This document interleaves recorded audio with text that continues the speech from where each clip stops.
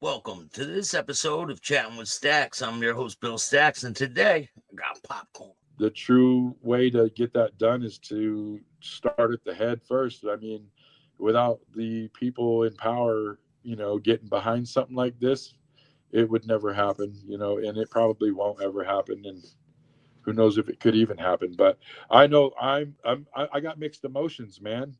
You know what I mean? About the club, because I lost my brother. And I think that's normal. You know what I'm saying? Like I said, it was his choice to do what he was doing as far as like being a member and riding around and sticking up for what he thought was important enough to stick up for. But, you know, the human in me wants to go, God damn it. You know what I mean? If he wasn't doing that, that wouldn't have happened. You know what I mean? People lost people on both sides. So do you think it's even possible for them to be at peace? Okay, so how many Jews got gassed? How many blacks got lynched? Do you know what I'm saying? There was always a tipping scale. But at one point, you have to say, we got to clear the slate, man. We got to stop and start over, man. You know what I'm saying? Yeah. This is like a bad time to talk about this, because right now it's going on in the news right now. You know it. I know it. You've covered it. We all know what I'm talking about, but I don't name drop, but we know it's going on right now. Yeah. So, people look at this interview and say, oh, PopKorn screaming peace while they're going on. Man, bro, if it ain't now, when is it going to be? If it ain't scream peace now, when is it going to be? There is a lot of going on. I could in this interview right now hang up and boot up and suit up, and I'd have plenty of places to go to take care of business. You know what I'm saying? But I think it's the Bible that says eye for an eye makes a motherfucker blind. You know what I'm saying? Like, makes the world full of blind people. And doesn't solve anything. Doesn't solve anything. It doesn't. I would love, so love if every chapter was mandated to have a boxing ring. You know what I'm saying? If you got a motherfucking club, you got 4 gloves hanging in the corner and a motherfucking bell and a motherfucking little ding ding hammer. You know what I'm talking about? Yeah. Hey, bro, and it could be Friday fix it night. You know what I'm saying? But you'd have to be able to take one. You know what I'm saying? And I ain't talking about that internal shit. I'm so sick of that brother on brother bull. It's fucking ridiculous. I'm talking about chapter against chapter of oppositions. Y'all motherfuckers don't want us riding in your motherfucking neighborhood? Come thump on us in the boxing ring. Like, you know what I'm saying? Whoever wins is the one that gets to ride, right? Did dude your old lady? Well, come get it in the ring. You know what I'm saying? Like, that don't happen, and I'll tell you why. Because of pride, lack of muscles, and education in the ring. All this right here about how badass you are, when that's about how badass you are. It's a 2-pound pull to be the biggest man in the room. If you could pull the trigger, you're gonna tell everybody what to do. You're gonna be Billy Badass. Ain't nobody gonna tell you what to do. You're gonna do whatever you want. Throw your life away too, though. If it went, oh man, yeah, but that's the way they live, though. Why do you think they all got that much to talk? Why do you think they're all so down to ride and all that? Because they ain't thinking about having to get out, no motherfucking rings, no weapons, and straight square up and knuckle up. I've been beat up hella times, bro. That hurts hella bad. Not the punch, the emotions. Dude, you be on your pillow just crying, and then your old lady wants to rub your back. Oh, it ain't that bad, babe. You leave me alone. You know what I'm saying? Yeah. You know what I mean? It's not your fault. He's better at fighting than you. Yeah, it is. You know what I'm saying? Yeah. But whatever, man. You know what I'm saying? I'd rather be laughing at my brother's black ass eye than burying dudes. You know what I'm saying? But OnIt was a cool ass dude, man. His favorite beer is Rainier, which is some garbage ass beer. But I still drink it once in a while for him. I don't even drink, but I'll crack a Rainier and slam that shit. You know what I mean?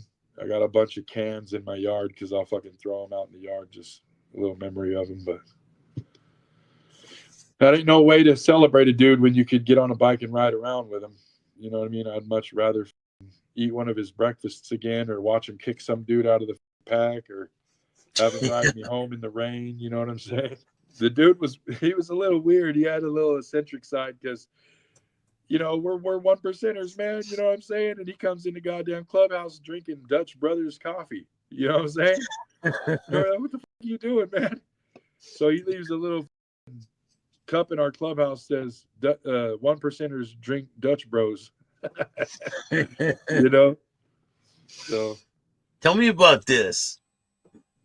The patch on the right. I've never seen that patch before. that's one of his brothers right there, one of his close brothers. That is a support club for the pagans out on the West Coast.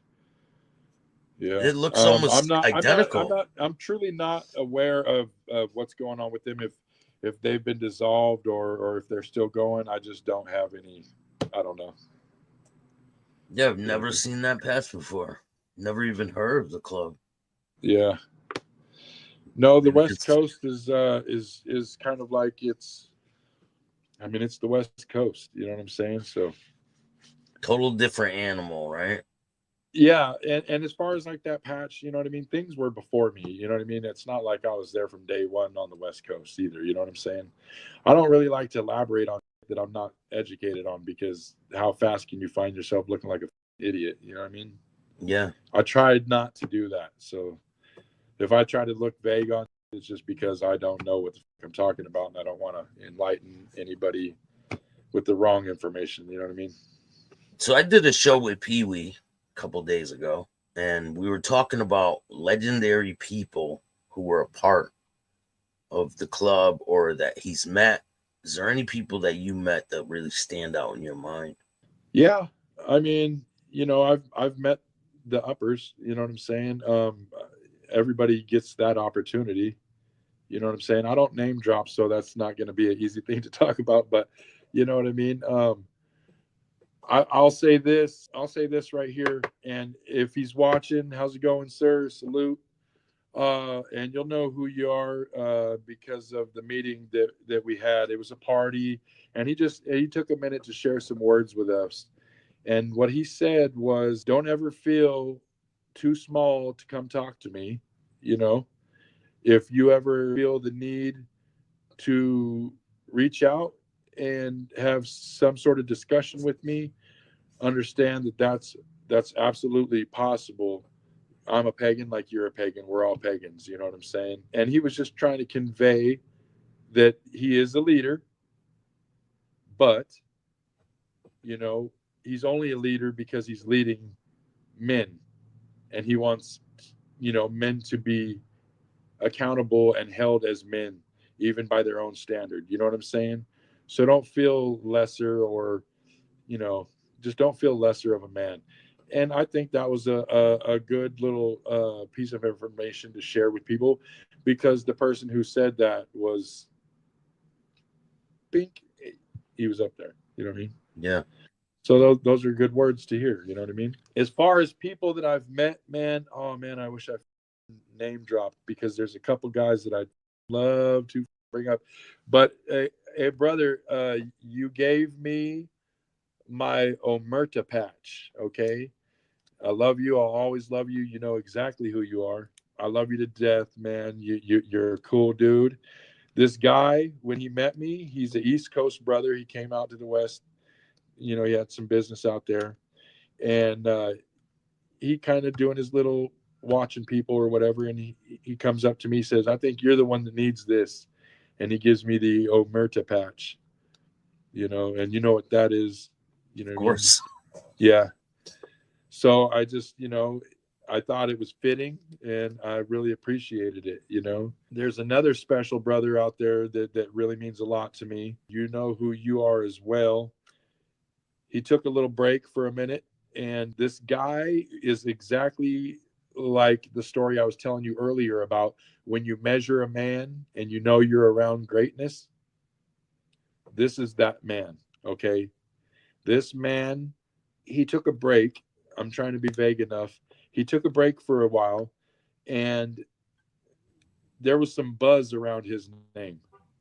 Okay.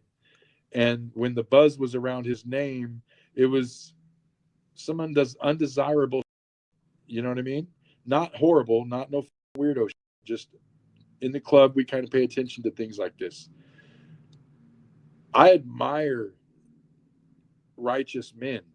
Okay, I don't have a problem with you if you were in a professional lifestyle before this, or if you still are. You know what I'm saying? You don't have to be a throw up drunk to sit next to me. I like people with brains and going places. You know what I'm saying? And I Yeah. think that's what it was he was that type of man. And when he was basically told to take a little break, I was advocating to anybody with two ears.